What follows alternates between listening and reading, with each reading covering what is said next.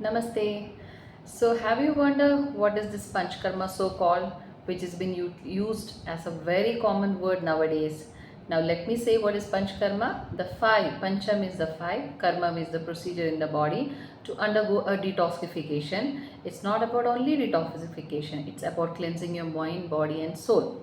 Now, how are you going to do that? There are certain assessments for the same.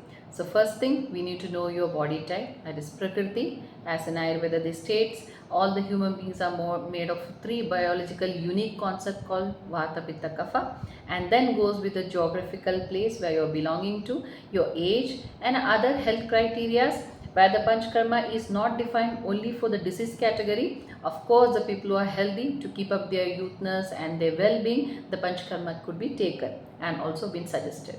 So in order to, why you're waiting for, get a consultation done or go for an analyzing your Prakriti so that you can know what Panchkarma suits you. Thank you.